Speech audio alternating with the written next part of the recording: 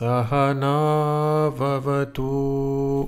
Namasté, bonjour, je m'appelle Philippe, j'ai créé ce podcast pour partager avec vous certaines pépites de la philosophie et de la pratique du yoga, mais aussi parce que je souhaite partager ma passion qui m'anime depuis 25 ans.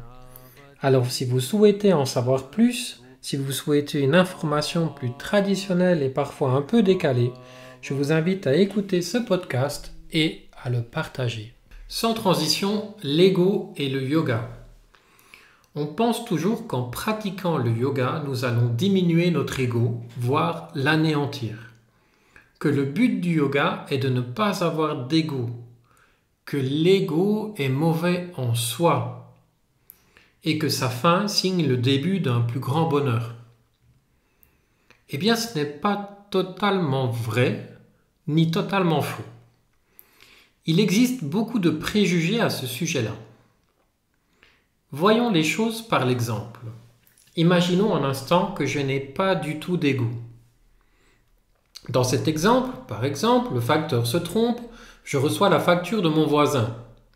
Eh bien, pourquoi ne la payerais-je pas? Lui ou moi, c'est pareil après tout, non? C'est la même chose pour les membres de sa famille, pour sa voiture, etc. Et si on m'appelle par mon prénom, je me retourne. C'est mon ego qui me fait me retourner. Autrement dit, mon attachement à mon corps, à mon statut, à ma communauté. J'ai donc besoin d'un ego pour fonctionner. Sans cela, pas d'interaction sociale, pas d'implication dans la vie, pas de sens donné à la vie. Nous avons besoin d'un ego pour donner du sens à notre existence. C'est indéniable.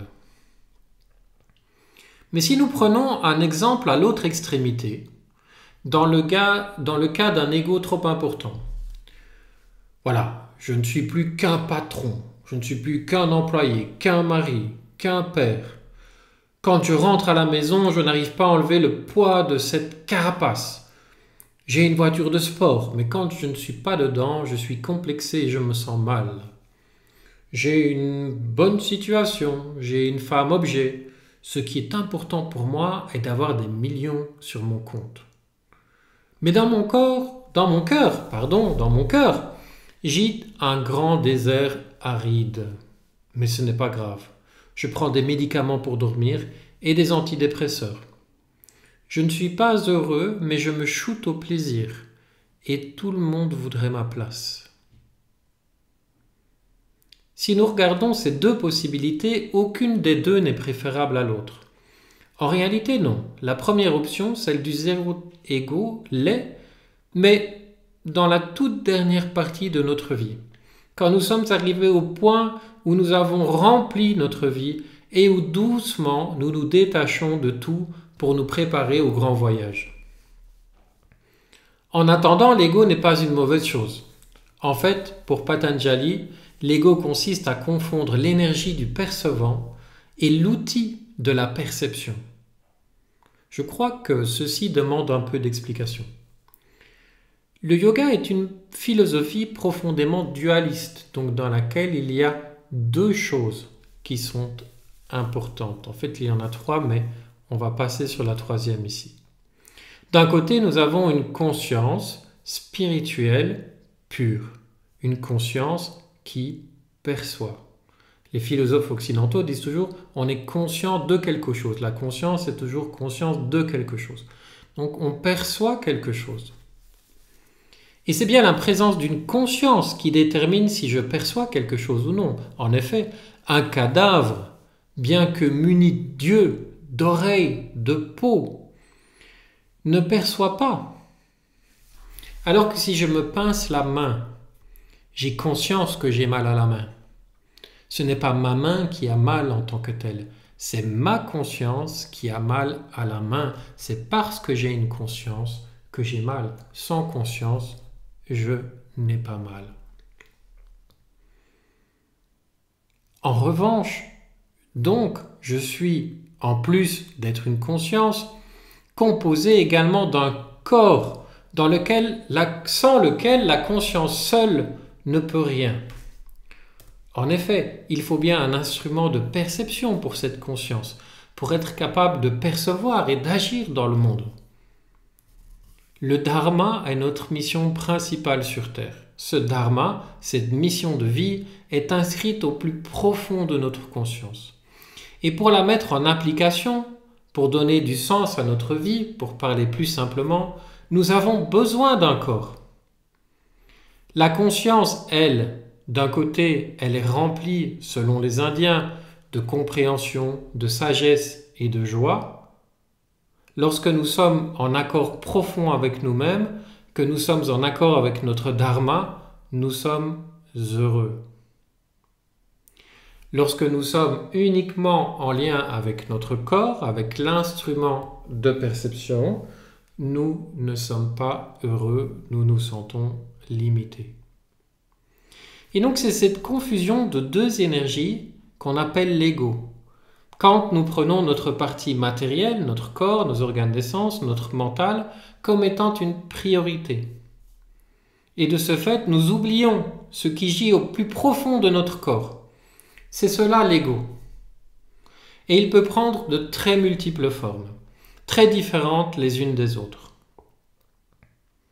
Par exemple, la mentalité de victime est très puissante et définit très souvent l'ego. Dans ce cas, je reste identifié à une expérience traumatisante que j'ai vécue dans le passé. J'oublie ma joie, j'oublie mon dharma, je pense que je ne suis plus bon à rien. Voyez comme je m'identifie. Je ne vaux pas grand-chose. Je développe une identité négative et rentre dans une spirale infernale. C'est bien une forme d'ego. L'ego, ce n'est pas juste une manière de se mettre tout le temps en avant. C'est aussi, et surtout à notre époque, une manière de se diminuer. C'est une forme négative de l'ego. Mais si nous reprenons la définition de Patanjali, confondre l'énergie du voyant avec l'énergie de l'instrument de perception, eh bien on voit que ici, je m'identifie bien avec mon histoire, je m'identifie bien avec mes émotions négatives, etc. J'oublie donc ma conscience, j'oublie mon dharma et j'oublie surtout, et c'est là que le bas blesse, ce qui donne du sens à ma vie. J'ai besoin de prendre de la distance avec moi-même, ne fût-ce que pour me désidentifier, prendre de l'espace, du recul par rapport à cette identité toxique qui n'est pas fondamentalement la mienne, même si c'est elle qui me domine sur le moment.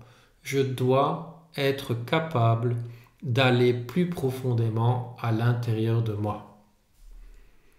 C'est le but du yoga, justement, aller profondément en soi, descendre en soi et prendre de la distance par rapport à son faux self, et doucement reconstruire quelque chose de plus profond, de plus authentique, de plus proche de son dharma. La pratique du yoga consiste bien à plonger en soi. Dans un certain langage yogique, on dit que l'énergie profonde va aller toucher des potentiels plus profonds. Plus profondément nous pouvons aller en nous, et plus profondément nous pouvons nourrir une personnalité authentique et avoir un ego équilibré. Quand notre identité est en harmonie avec nos aspirations profondes, quand notre ego est suffisamment souple pour s'adapter aux différents contextes de vie, nous pouvons dire que nous avons une personnalité équilibrée. L'idée selon laquelle nous devons oublier notre ego consiste à oublier le sens que l'on donne à sa vie. Nous devons oublier notre ego durant notre pratique en allant plus profond en soi possible. Par contre, nous devons nous nourrir de cette expérience et continuer à nourrir notre identité d'une manière saine et flexible. Et pour cela, le yoga peut nous aider. Namasté. Si vous souhaitez en savoir plus, n'hésitez pas à nous contacter via mitra-yoga.be et à prendre rendez-vous pour venir nous visiter. Je vous encourage à le faire et me réjouis d'ailleurs de vous rencontrer. Namasté. Om Shanti. Shanti Shanti.